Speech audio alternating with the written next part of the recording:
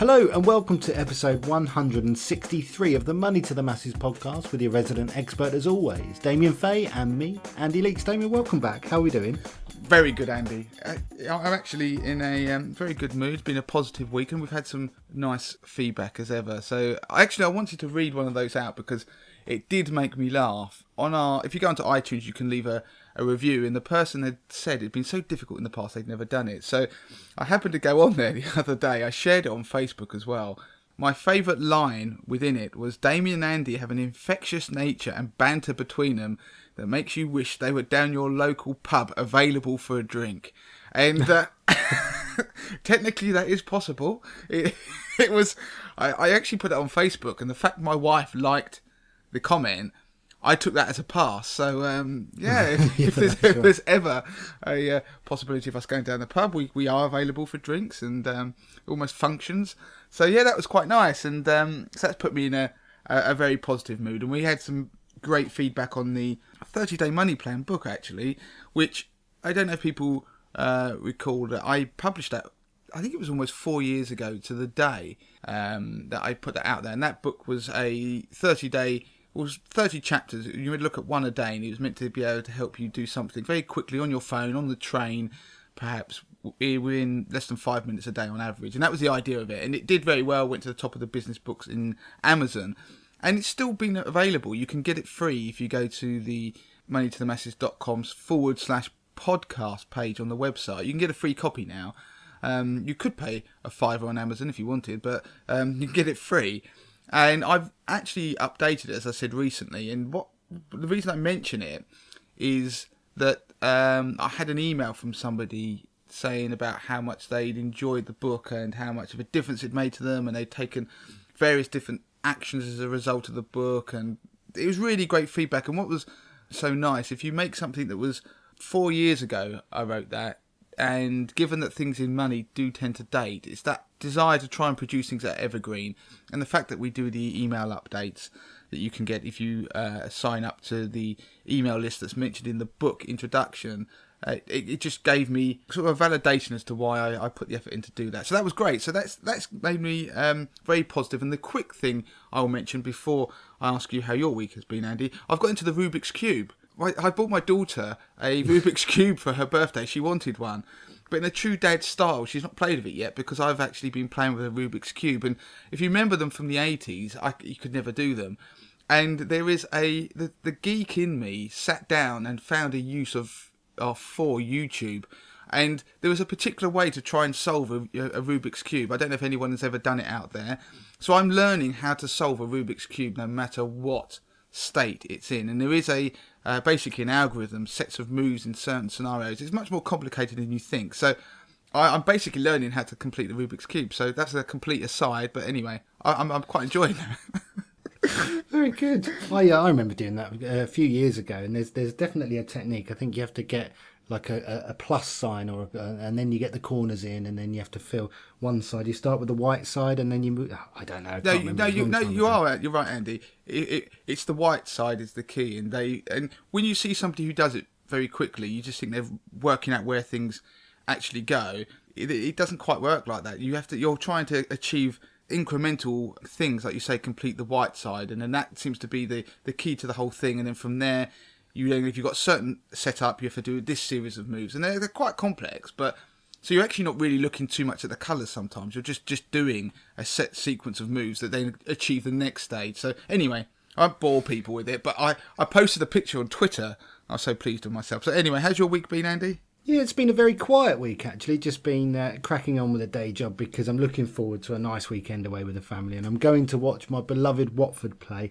And get this, Damien, I'm not very good in my own company. I always kind of need people around me to sort of, I don't know, I hate my own company, but I'm going to the football on my own for, I think, possibly only the second time. So have you ever done that? Have you ever been to the football on your own? I don't think I've ever been intentionally to the football on my own. I say that because the person I was meant to be going with didn't turn up once, so that was traffic related. But no, I've had the season ticket at Tottenham for 17 years, and I always go with someone else. And if the other people I go with, which is my brother and my dad, can't go, then I probably won't either. So that isn't because I'm sort of sad and lack the ability to cross London. It's just that sometimes you do want to talk to other people. But no. Oh, well, good luck with that, Andy. I hope you have a good weekend. Yeah, thanks. Right. I'll fill the listeners in next week. And I might even do a little blog post on it. Right, so what have we got coming up on this week's show? I promised last week I was going to do a piece about splitting up with your partner and property. It was a question that I was asked, and it threw up quite a few interesting anomalies and sort of side issues to the question. I also then want to talk about... I've actually got a bit of a quiz for you, Andy. There's a quiz about trying to stop you becoming a victim of fraud. And it was a quiz that was published in the media. I saw in one place. And the reason I want to test you on it isn't to berate you or anything, but apparently only 8% of people get all the questions right. And so I want to see how you do. It's only 8 questions. It should hopefully translate to the podcast. And then I want to touch on something else to do with child benefit. So we'll kick off with the property piece. Yeah, so this is the sad piece, if you like, that the breakdown of relationship. But from what I remember from last week, this person had been estranged for a while from their partner, and they needed to know what to do in order to move on, if they needed to sell the house or move on. Is that right? Yeah, that's right. What I'll do is, this is going to be completely anonymous. I'm not going to read the person's name out, but I'm going to read you the question that they asked. And they said that I could put it on the podcast. I did wonder if it was a bit too specific, but it's not, because it's got some good side issues. So it's relating, as you say, to an ex-boyfriend and a house. Now, the person bought a house in 2004 and split with their partner 2 years later. And the whole time they were together, this lady paid the mortgage. And worst of all, she put some money into the house from a previous sale. Now, if you move forward to 2018, she's not seen her ex for over 10 years as they split up, and she has no idea where he is. Now, her issue is she said she can't sell the house, and there's quite a bit of equity built up in it, and she's worried about he's entitled to half of it. She wants to check about that. She's also worried about the idea that she will struggle to remortgage the house onto a better rate because obviously he's on the mortgage as well, and the rate she's paying now is quite high. It's 4.5%, and of course after 10 years she's going to have probably some decent equity, and they be able to get a better rate. So she was wondering, is there anything she could do, or are there others in the same situation, because she feels like she's caught in a trap of a poor mortgage. Now, it's probably not an uncommon problem, and I looked at this and I have sort of pondered it for a while, and there was a few things that came up. But I actually went and spoke to a few other people in the industry who I know, particularly around the mortgage side of things, to see if there's anything that this lady could do. Now, unfortunately, I'm not going to be the bearer of great news. This is going to be a bit of a cautionary tale, but there are going to be some other things she might not have thought of as well. So if I go straight in on the idea of remortgaging, now, could she, if she was able to afford the mortgage herself, could she remortgage? Now, in theory, if you could prove to a mortgage company that you could pass the affordability tests on a mortgage and take on the mortgage yourself, then the idea is that they could potentially allow you to take on a mortgage if there was somebody else on it. But you're going to have to pass the affordability criteria. The problem is where that other person isn't there to agree to it. Because if you think about it, a mortgage company, when they lend you money, they will obviously place effectively a charge on your house. They actually have, if you don't pay your mortgage, they'll repossess your house, but they can't repossess a house if you only own half of it. So what would happen is that the ex would have to agree to be removed off the title deeds anyway. So she couldn't just remortgage, get a better rate, and then worry about the equity side of things later. So what she'd need to do is therefore get a solicitor to be involved to take her ex off the title deed. So the first thing is there's going to be fees involved in that. Even if you get the ex to agree, there's going to be some fees that she might not have thought about. It's going to cost money that way.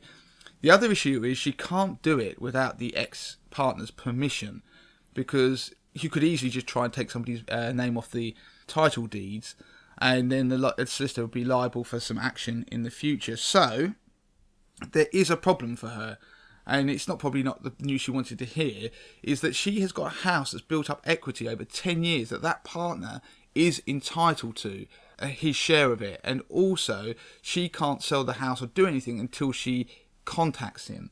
So ultimately she needs to find him.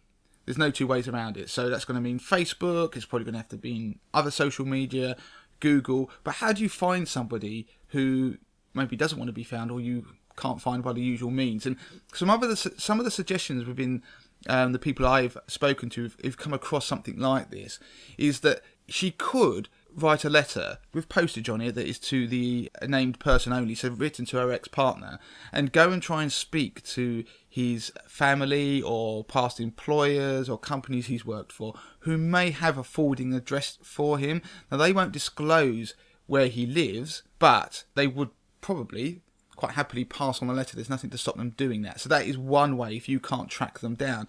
Of course, you've got services online like that 192.com, which seems to scrape the sort of postal part of the electoral register. You might be able to trace him down that way. So her best hope is to speak to her ex and in an amicable way and try and get him to agree to sell the house and what proportion of the equity he would want, etc. Because he may, you don't know, he may decide he doesn't want anything to do with this. Now, the other thing that I wanted to point out is that she will end up paying stamp duty potentially on this, because if you buy somebody out of a property that you own jointly, that can incur stamp duty charges because you're transferring your a portion of the ownership to yourself.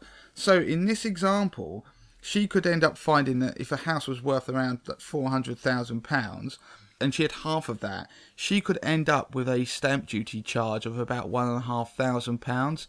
And she needs to factor that in when she obviously tries to get him off the mortgage and he agrees to it. The other thing, I suppose, this problem's only going to get worse, so she needs to bite the bullet and try and solve it now. And the cautionary part for other people out there is that if you do break up with someone, or you're thinking of breaking up with a partner, because these guys weren't married either, so if you're going to break up with a partner of some kind, you need to resolve this early doors. So you need to actually nip it in the bud and not allow this to escalate, because you don't want to be living or owning a house that somebody you don't want in your life, whether you were married or not, actually having a stake in. And it depends, the amount of stamp duty she pays. Obviously, I gave an example of 400,000. It depends on the value of the house. Now, there are bands of stamp duty rates that go from 0% on the first £125,000 of a house. So if her new half that she's going to acquire is worth less than that, she won't have to pay any stamp duty, so that would be okay. But of course, if it's a really big house, you could end up paying as much as 12%. But there are two other things that I also want to add to this, that he may be quite keen to get rid of his stake in the house. Of course, he'd quite like the money, probably, but they have to come to an agreement of what that amount would probably be. But the reason that he might be quite keen is because at the moment he owns a stake in a property. If he was to go and try and buy a house with a new partner, he would have to pay the 3% additional stamp duty charge that was actually brought in to try and penalise landlords or people with second properties, but principally landlords. But it would apply. So if he decides to go and buy a house somewhere else now, he would have to pay an extra 3% stamp duty on top of the standard rates, which will be quite a severe penalty just if it wants to be his principal place to live. So he will probably be inclined to come and find you at some point to try and get rid of his share of this house anyway, because otherwise he's going to be paying an extra 3% stamp duty for the rest of his life if he tries to move around. So this could come to a head. The final thing I just want to point out to people is that the problem is, if you have a mortgage or a financial product or a bank account that's joint with somebody else, you become what they call financially associated with them from a credit perspective. And if you go back to some of the past podcast titles, we did a whole piece on this. And the idea is that if you are financially associated with somebody, their bad credit can start to impact you if you try to apply for credit, because the credit agencies will you'll be a connection on your respective credit reports.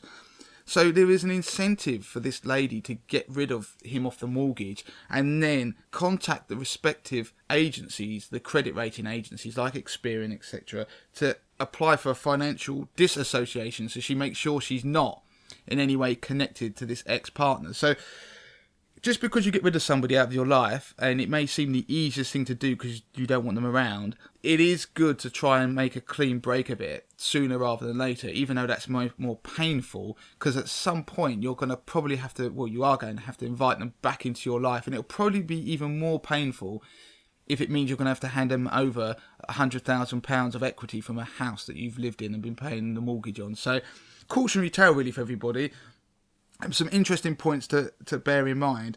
There was an anomaly I was not aware of that has come about because of the rules to do with this 3% stamp duty additional rate for second properties. Now, there are people out there who, when they got divorced, there may be a reason when they got divorced, they kept a stake in their marital home, and that might be being agreed. The problem occurred that when this new 3% additional stamp duty rule came in, that those people, when they moved on amicably and went to buy a house elsewhere, they were deemed to have a second property, obviously. So they were paying this 3% on their new house. So what happened in the most recent budget, they made a rule to allow for that not to occur, so to sort of make a special exclusion for those people who had gone and had a divorce through the courts and had disagreement and said, right, okay, we're not going to take into account the stake in the previous house because it's all part of this divorce agreement. Now, there has also come to light that exemption only applies if your divorce has gone through the courts, because you can get divorced and not actually, if it's fairly amicable, you don't have to go through court proceedings. So what's happened, there are cases where people who have amicably split and separated and divorced don't get this exclusion, because if you go through the courts and have a proper court order and pay the additional fees and everything that entails, they can put a property adjustment order, it's called, so you can avoid the additional stamp duty. And there was a case just recently, in about a couple of weeks ago, that made the national press, where there was a guy who, him and his ex-wife had divorced amicably, they separated, and it was all, everyone was happy with the arrangements, but he was now paying this additional stamp duty because he fell outside the rules. So it's one of those things, whenever they bring in rules in the budget, there's always somebody who falls through the cracks. So yeah. I dare say that will be changed at some point, but the only thing to bear in mind really is, if you are going to get divorced and you are going to somehow maintain a stake in a property you own, then you need to make sure you go and see solicitor, go through the courts and get this property adjustment order. So there you go, Andy. It was an interesting piece. I'm afraid I haven't got a magic wand for the lady, but it was a brilliant question. Before we move on, Andy, I just wanted to quickly mention 80/20 Investor.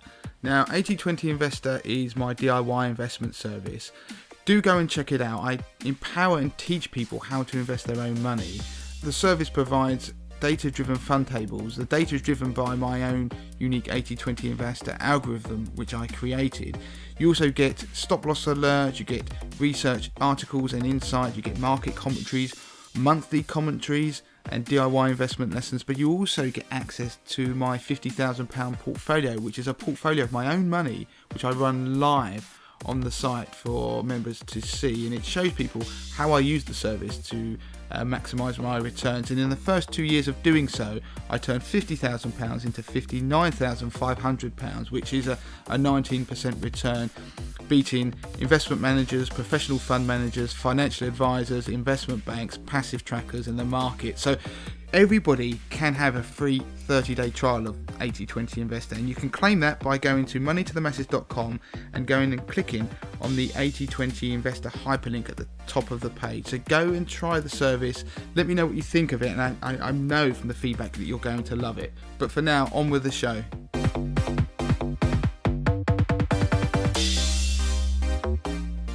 Okay, so child benefit, what have we got? Right, I just want to remind people, really, on the child benefit trap that exists. Now, if people remember, in 2013, it came about that there was a change to the child benefit rules. Now, if you have children, you can have child benefit, but you have to apply for it. Now, the rules were that if you or your partner were earning over £50,000, they started to reduce and taper the amount of the child benefit you received until you hit £60,000, then you didn't get anything. But the problem was, the way the system is never ideal. They come up with rules again, and they don't think how they'll be implemented. And the way it was implemented was, you were given the money, then you had to pay it back as a child benefit tax charge, and usually via self-assessment. So it caused no end of problems. And so lots of people were unaware of this. So if you're not aware of this rule, then hopefully I've just made you aware that you should, if you're getting child benefit and you or your partner earn over £50,000, this isn't joint, it's one or other of you do, then you have got an issue with your child benefit. You're going to have to actually pay back some of it. But the reason I wanted to mention it, it came to light again that there are people who aren't applying for child benefit who wouldn't be who would have to pay it back. So people who are earning over £50,000. The problem is that the child benefit is a mechanism by which you can get tax credits, so national insurance credits towards your state pension. So when you pay your national insurance, you have to have 35 qualifying years to get your full state pension. For a woman who has children and maybe has a career break, so isn't earning money, the child benefit is used to say, right, we'll give them credit for those years that they're at home looking after their children. So it's something that I've highlighted before, but probably when this actually came through as legislation a few years back, it's worth bringing forward again, because there are apparently 50,000 parents getting caught out by this. So what you need to do is you can apply for it. So you can get the form, fill in about having child benefit, but you can tick that you do not want to receive the child benefit.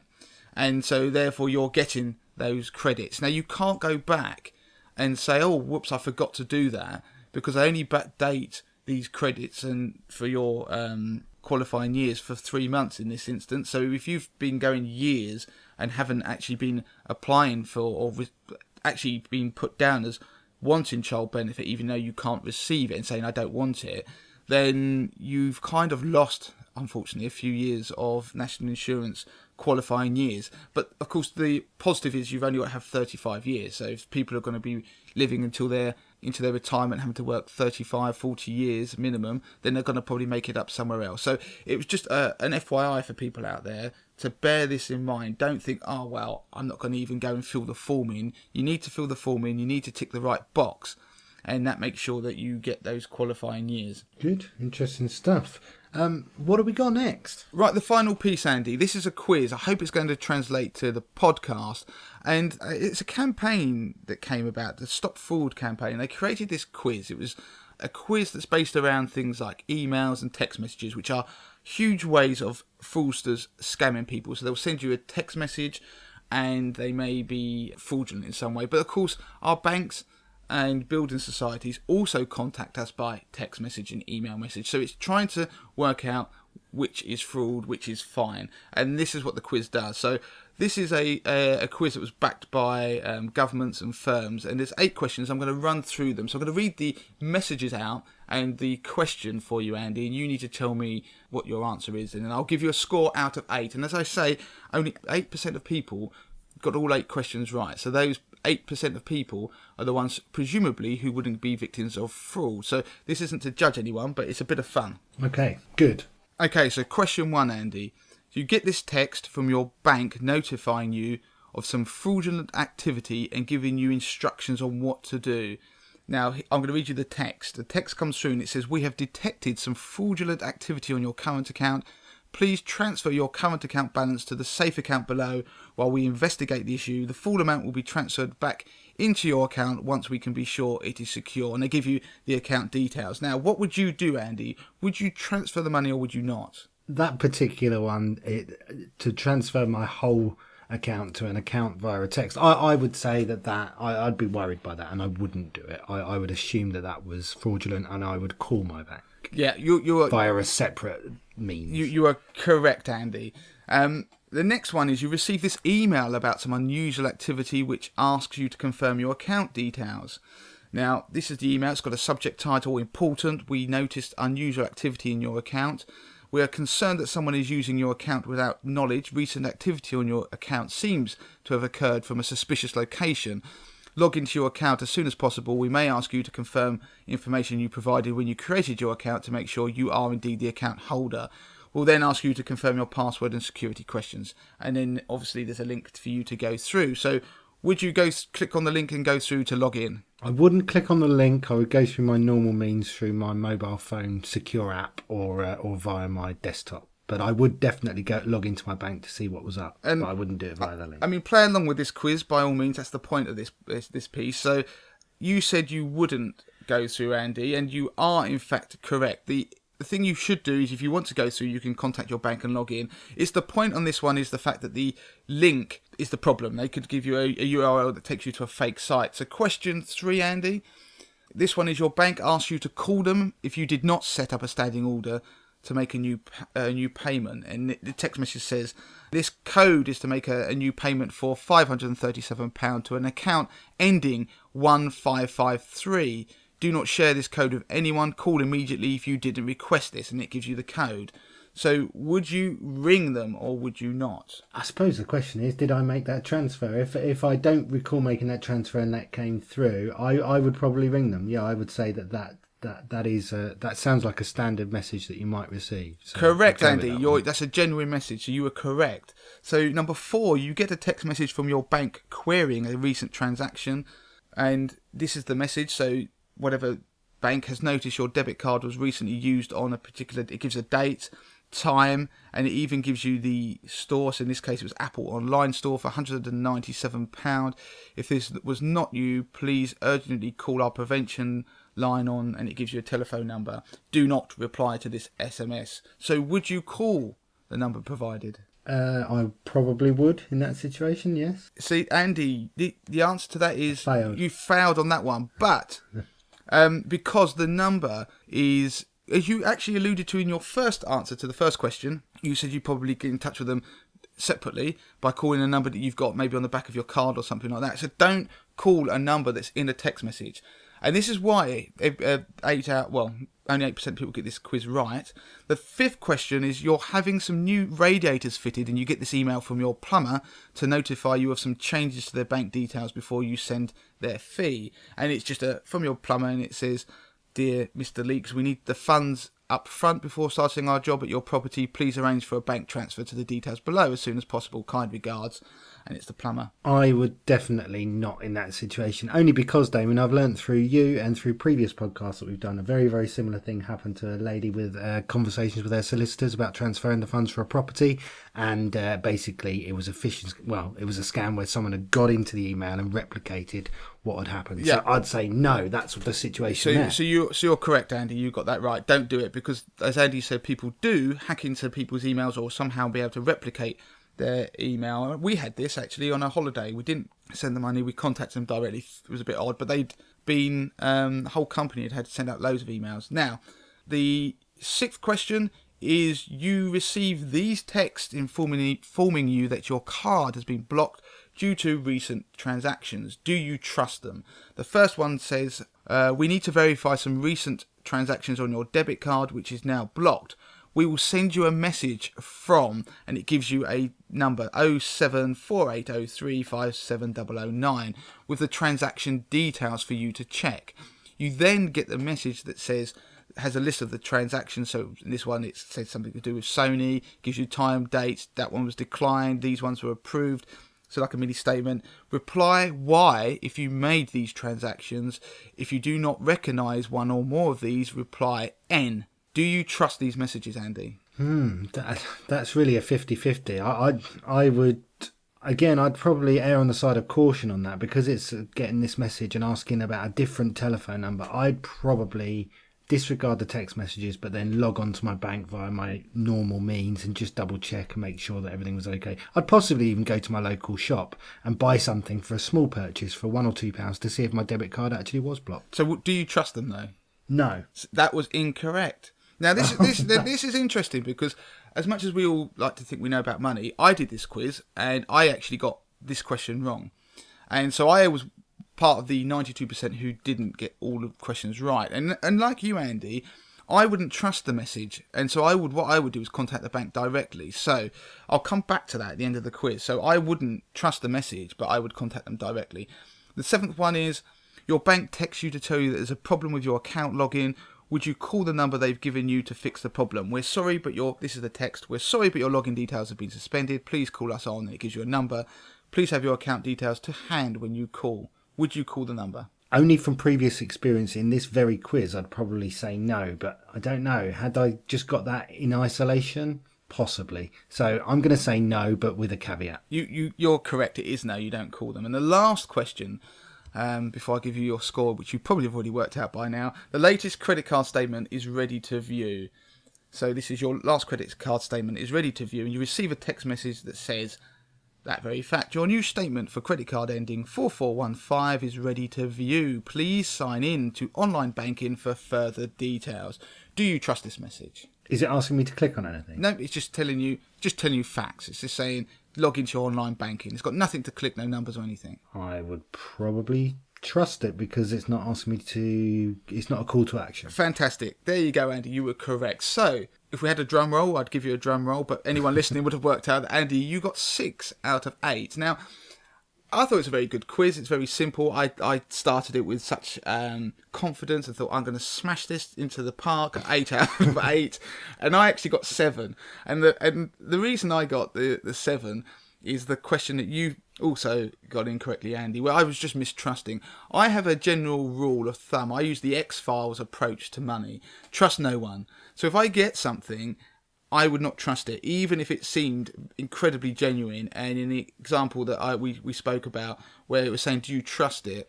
I wouldn't trust it. I would always still go and contact and log in anyway, as you sort of suggested that you might do as well. So, yeah, there you go. How many did you get? If you did get 8 out of 8, pat yourself on the back, look around to your fellow commuters on the train and say, I am in the 8%. And they'll look at you as if you're barking mad. Good. I enjoyed that. Well, I didn't enjoy the fact that I got only 75%, but that's better than I ever did at school. So I suppose in a way I've got to be pleased. What have we got? Nothing, Andy. You've got that incorrect as well. This is the end. This is the end of the show. Brilliant. I forgot where we were. Brilliant. If you want to get in touch with Damien, you can at the usual places at Money to the Masses with a number 2. That's on Twitter, obviously. And of course, it's Damien at moneytothemasses.com. If you've got any questions or feedback, please do go online and give us a review, because you may even get it read out. I noticed one of our reviews said you might get more reviews if you read them out like other podcasts do. Well, part of the reason we don't always read our reviews out is it seems a little bit backslappy and self-congratulatory, but maybe we should do that a bit more. So do, please, if you can, and you might get read out in the future. Damien, yeah, anything else? No, I haven't seen that one. That's it. You've asked for it. You lot. That's what's going to happen. If people are sending positive messages, I'm going to try and read their names out. So at least their first name, and give them a nod. They'll be able to work out who they are. That is it, Andy. Enjoy the football. Thank you, and you have a great week, and we'll see you listeners next week. Bye-bye. Bye. We won't see them.